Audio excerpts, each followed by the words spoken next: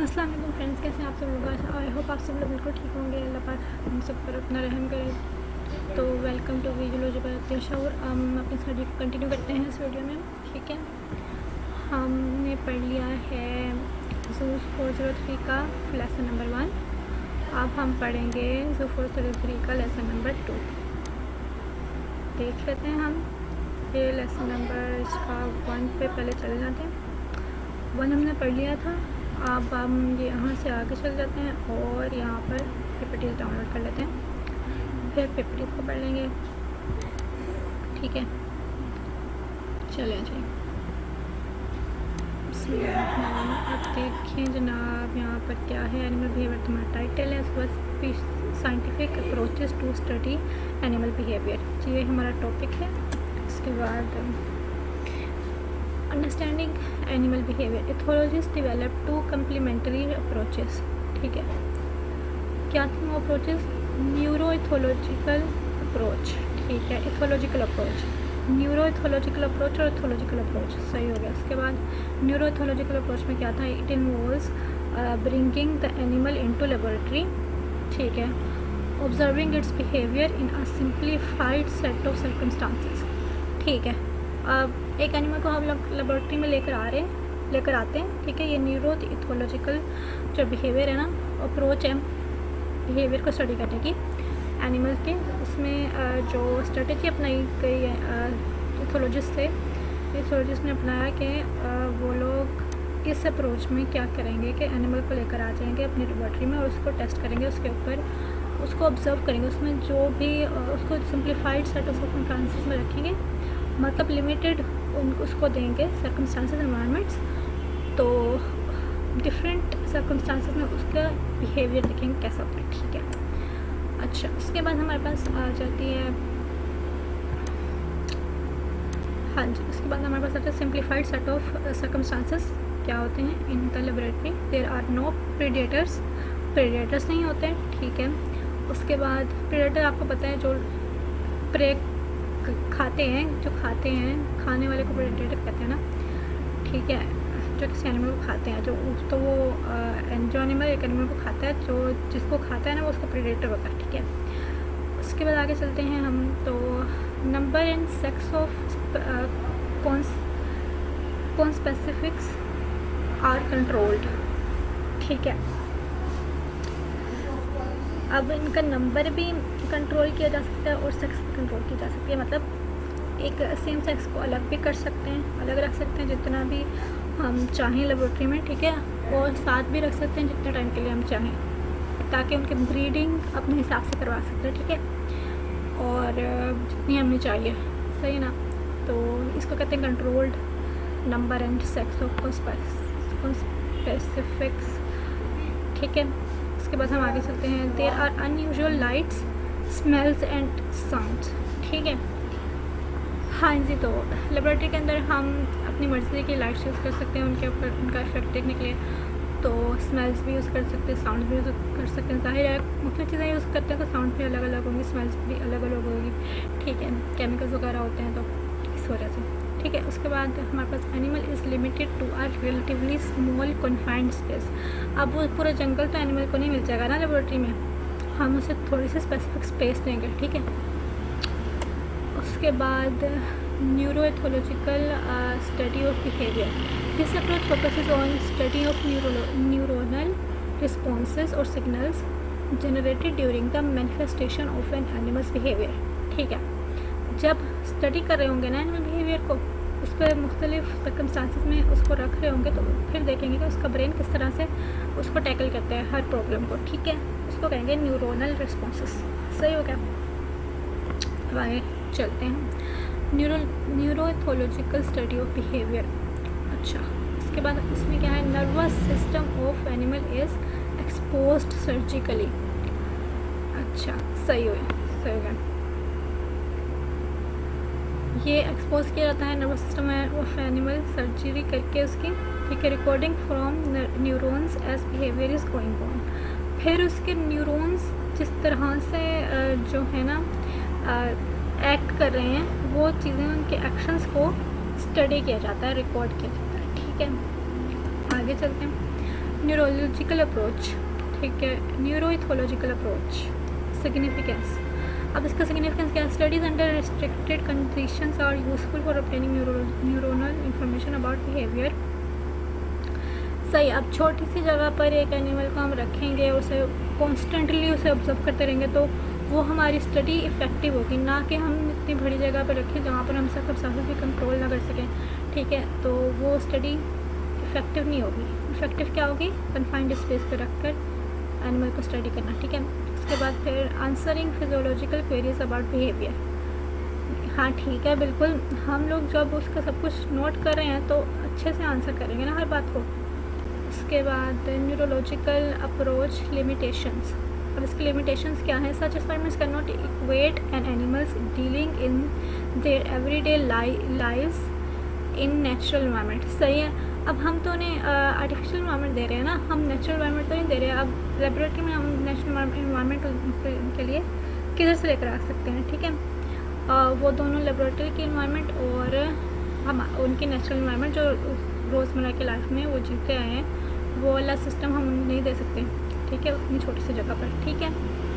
तो ये इसका ड्रॉबैक है, सही है। उसके बाद हम चलते हैं।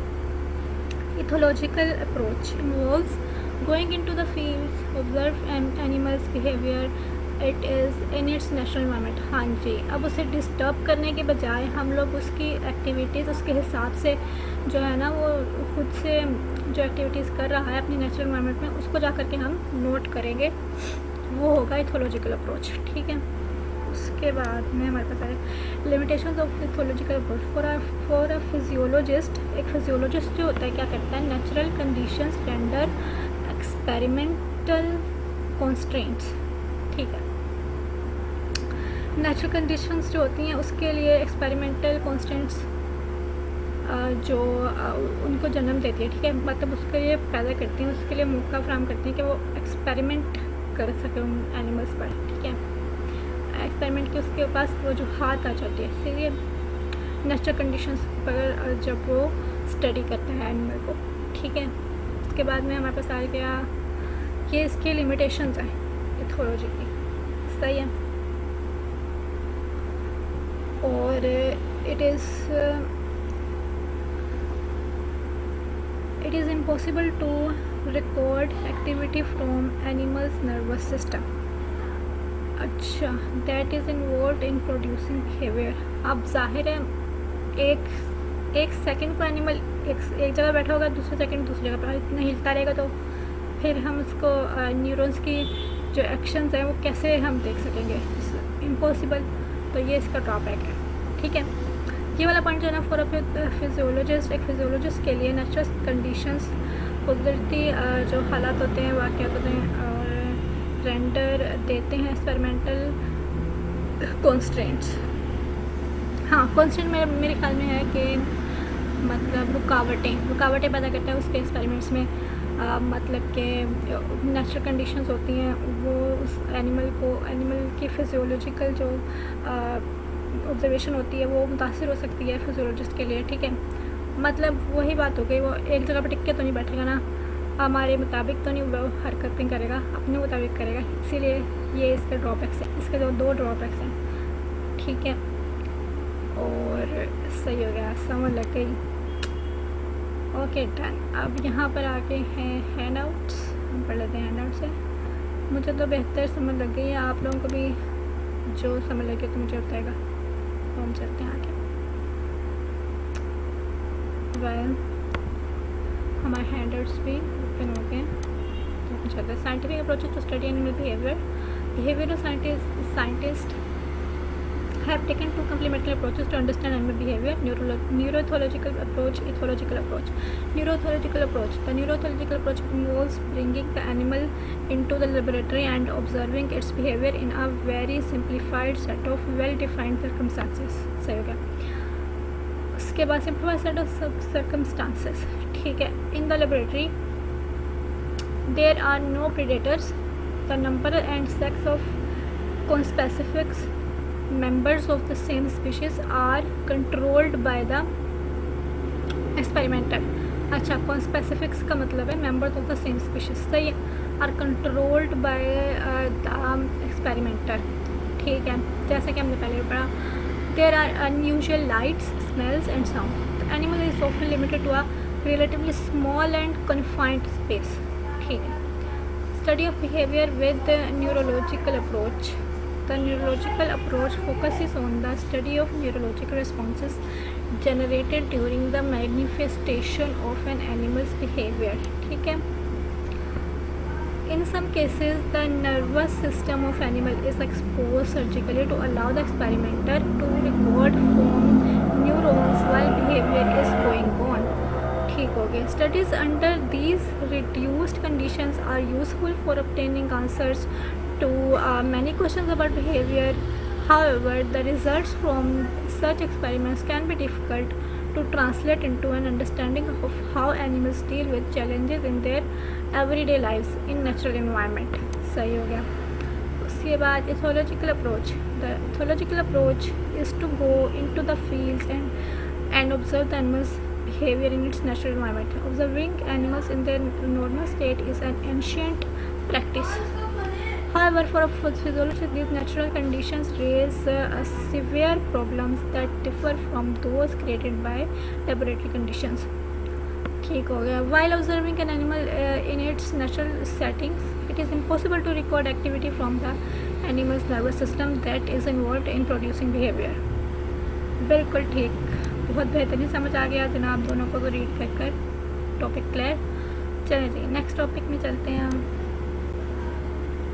ओके, अब नेक्स्ट टॉपिक जो है उसके सिर्फ पीपीटीज़ हैं, हमें पीपीटीज़ पे सही रहेंगी। चलिए हम चलते हैं पीपीटीज़ की तरफ। नेक्स्ट टॉपिक का नाम है प्रॉक्सिमेट कॉजेज ऑफ बिहेवियर।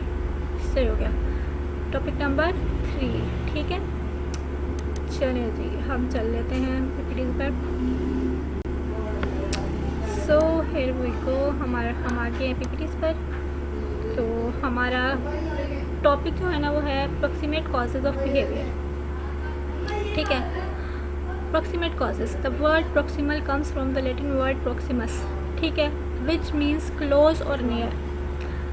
बहुत ही आसान सी लाइन है, समझ में आ रही है। प्रॉक्सिमल जो है वो लैटिन वर्ड प्रॉक्सिमल जो है वो लैटिन वर्ड प्रॉक्सिमस से निकला है। Sorry, I am very sorry. अब हम कंटिन्यू करते हैं। द वर्ड प्रॉक्सिमस जो है ना वो निकला है लातीनी ज़ुबान के वर्ड प्रॉक्सिमस से। ठीक है, विच मीन्स क्लोज और नियर। ठीक है, therefore proximal influences to our behaviours are influences from our immediate situation. ठीक है, लगी समझ? मुझे तो लग गई, आपको नहीं लगी हो तो कमेंट में बताइए। ठीक है, अब हम आगे चलते हैं।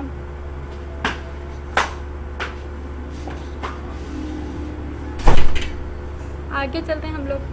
यहाँ पर है proximate factors may be defined as those external stimuli which initiate और maintain biological processes under most favourable ecological conditions. External stimuli which initiate और maintain biological processes.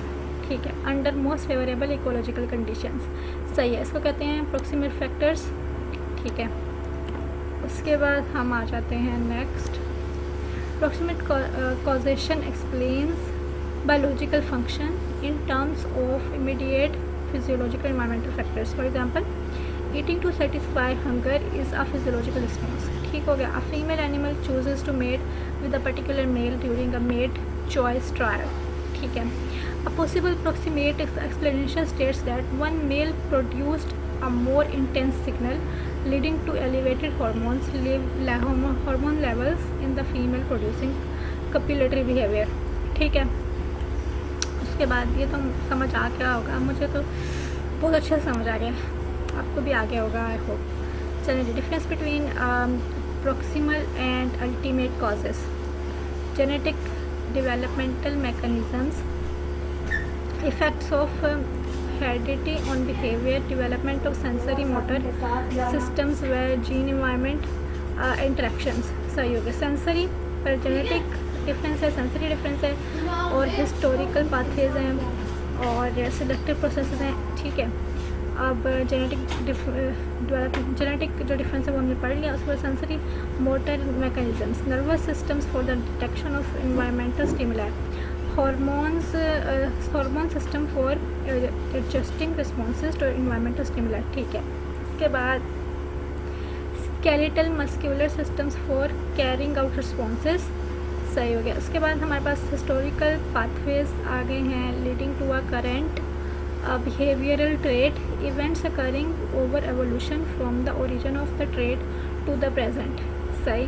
selective processes shaping the history of a behavioral trait, past and current usefulness of the behavior in promoting lifetime reproductiveness, अच्छा, in promoting lifetime reproductive success, अच्छा ठीक है।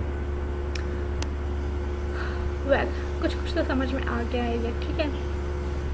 इन्होंने यहाँ पर हमें difference between proximate and ultimate causes यहाँ पर इन्होंने ज़्यादा वाज़े करके नहीं बताया हुआ, लेकिन सही है।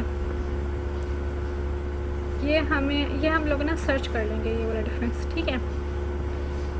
तो इसको कर देते हैं क्रॉस।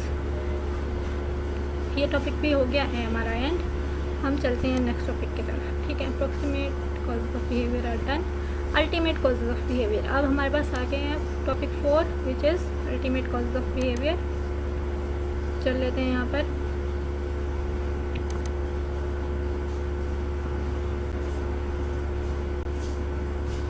यहाँ पर हम आ गए, हमारे पास अल्टीमेट कॉजेज ऑफ बिहेवियर हैं, और अल्टीमेट कॉजेज होते क्या है। Ask question like why animal behaves as it does, अच्छा जैसे एनिमल बिहेव करता है तो वो वैसे बिहेव क्यों करता है, ठीक है, ये क्वेश्चन। और what is the evolutionary cause of behaviour, और एवोल्यूशनरी कॉज क्या है बिहेवियर का, क्या चेंज है, ठीक है। दीज बिहेवियर में चेंज आने का क्या रीज़न है, ठीक है, ये इस सवाल का मतलब सही हो गया। These questions explain the ultimate cause of behaviour, अच्छा ये जो क्वेश्चन है ये एक्सप्लेन करते हैं अल्टीमेट कॉज ऑफ बिहेवियर, ठीक है। मतलब इन दोनों क्वेश्चन का, ये दोनों क्वेश्चन अगर हम करते हैं किसी भी एनिमल की स्टडी में, तो वो क्या होंगे, अल्टीमेट कॉजेज़ हम जानना चाहते हैं, ठीक है। तो वो होंगे हमारे अल्टीमेट कॉज ऑफ बिहेवियर, ठीक है। वो क्यों करता है बिहेव, पहला ये कॉज हो गया, और दूसरा कॉज हो गया कि एवोल्यूशनरी चेंजेस जो है ना बिहेवियर के, उसका क्या कॉज है, ठीक है, उसका रीज़न क्या है, तो ये दूसरा कॉज हो गया, सही है। अब हम आगे चलते हैं। The ultimate level of causation refers to, ultimate level of causation refers to the behavior's evolutionary significance, behavior का evolutionary significance, ठीक है। how the behavior enhances reproductive fitness, सही हो गया। उसके बाद हमारे ultimate causation explains traits in terms of evolutionary forces acting on them, ठीक है। for example, मतलब ये कैसे, female animals often display preferences among male display traits, अच्छा फीमेल एनिमल्स जो है वो often display preferences among male display traits such as song. अब फीमेल जो है अपने मेट को ढूंढती हैं, अपने मेट को, वो वाले मेट को प्रेफर करती हैं जो कि जिनमें वाज़े ट्रेट्स हों, जो कि ट्रेट्स वाज़े शो कर रहे हों, जैसे कि सॉन्ग, जैसे कि साउंड्स होते हैं, जैसे कि एम्फीबियंस में है, जो है वो अपने मेट को रिकॉग्नाइज करते हैं साउंड के साथ, ठीक है। तो वो सॉन्ग होता है कोई भी, ठीक है। An ultimate explanation based on sexual selection states that females who display preferences have more vigorous और मोर अट्रैक्टिव मेल ऑफस्प्रिंग, ठीक है। अच्छा, तो मतलब ये हुआ कि an ultimate explanation based on sexual selection.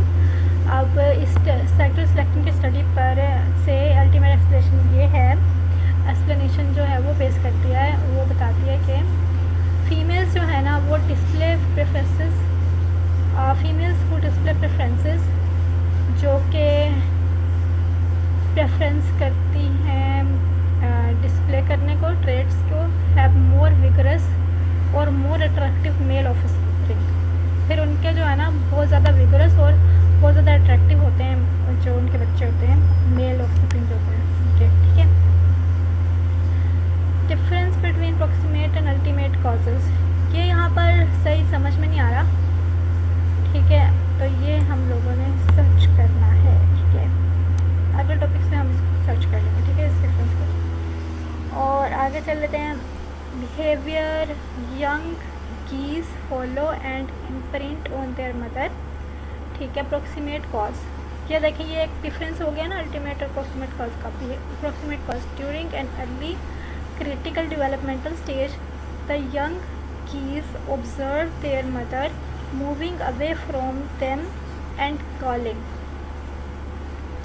ठीक है।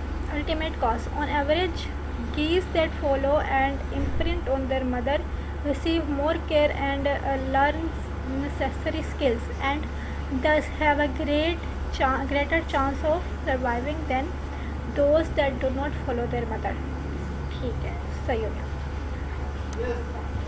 अब हम लोग जो है ना अल्टीमेट और अप्रोक्सीमेट कॉज का डिफरेंस सर्च कर लेते हैं।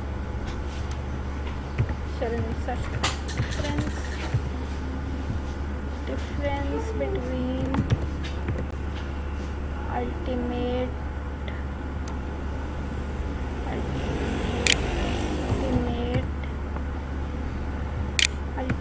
कॉज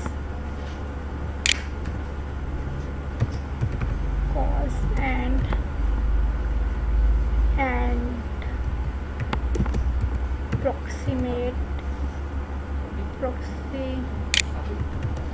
approximate cause, ठीक है। उसके बाद हम लोग यहाँ पर आ जाते हैं, हमारे पास आ गया अल्टीमेट कॉज का और अप्रोक्सीमेट कॉज का डिफरेंस। यहाँ पर हमने सर्च कर लिया तो हम पढ़ लेते हैं इसको भी, यहाँ पर क्या है, ठीक है। अब ultimate explanations are concerned with the fitness, consequences of trait or behavior and whether it is or is not selected, ठीक है। In contrast, approximate explanations are concerned with the mechanism that underpin the trait or behavior, that is how it works, ठीक हो गया।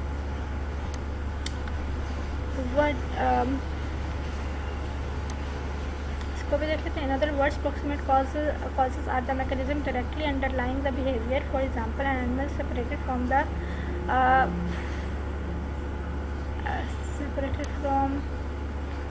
in contrast the ultimate, अच्छा इसको रहने देते हैं एग्जाम्पल को।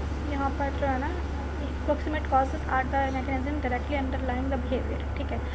In contrast, ultimate causes of social behaviors include their evolutionary or historical origins and the selective processes that have shaped their past and current functions, सही हो गया, ठीक हो गया, ठीक है।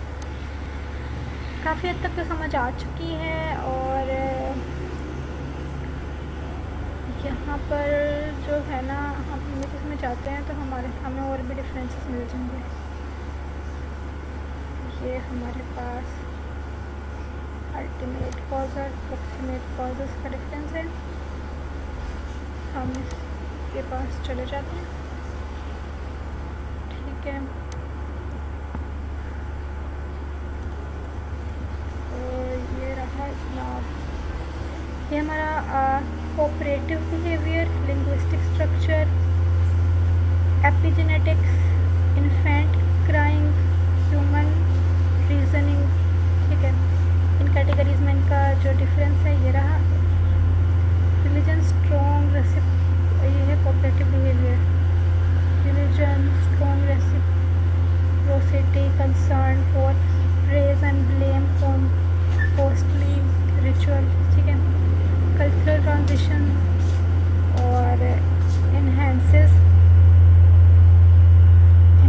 communication and